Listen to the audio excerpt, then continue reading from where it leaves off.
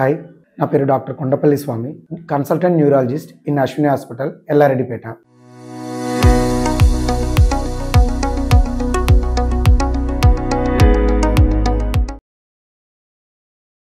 ఈరోజు మనం ఫిట్స్, మూర్ఛ వ్యాధి గురించి తెలుసుకుందాం. వాడుక భాషలో దీన్ని ఫిట్స్ అంటారండి. మామూలుగా మూర్ఛ వ్యాధి అని కూడా పిలుస్తూ ఉంటారు. అదే ఇంగ్లీష్లో అయితే సీజర్స్, ఎపిలెప్సీ అంటారు. ఈ ఫిట్స్కి ఈ ఎపిలెప్సీకి తేడా ఉంటుందండి. ఏదో ఒక్కసారి వచ్చిన వాళ్ళకి మాత్రమే సీజర్స్ కానీ ఫిట్స్ కానీ అనే పదం ఉపయోగిస్తాం.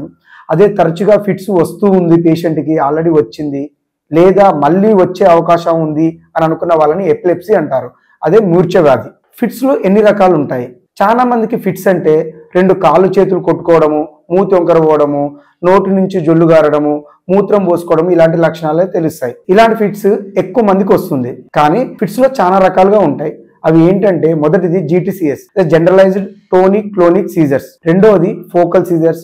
మూడు ఆబ్సెంట్ సీజర్స్, మయోక్లోనిక్ సీజర్స్. ఇలా చాలా రకాలుగా ఉంటాయి. నార్మల్ గా రెండు కాళ్ళు చేతులు కొట్టుకోవడము, తల ఒకవైపు, మూతి ఒకవైపు, కళ్ళు ఒకవైపు తిరగడము, మూత్రం పోసుకోవడము, స్పృహ లేకుండా అవ్వడం జరుగుతూ ఉంటాయి. అలా కాకుండా కొందరు ఫోకల్ సీజర్స్ లాగా ప్రజెంట్ అవుతారు. అది ఎలా ఉంటుందంటే, సడన్ గా మాట్లాడకపోవడము, ఒకే వైపు ఒక చేయి ఒక కాలు గాని కదలడము, కొద్దిసేపు పిచ్చి పిచ్చిగా బిహేవ్ చేయడము, ఏదేదో మాట్లాడడము, కొద్దిసేపు మాటలు ఏం లేకుండా స్టాచ్యూ లాగా, చిన్నపిల్లలు షాక్ ఆడినట్టుగా స్టాచ్యూ లాగా ఉండిపోవడం జరుగుతూ ఉంటాయి. వాటిని ఆబ్సెంట్ సీజర్స్ అంటారు, లేదా కాంప్లెక్స్ పార్షియల్ సీజర్ అయి ఉండవచ్చు. సో ఇలా చాలా రకాల కారణాలు ఉంటాయి.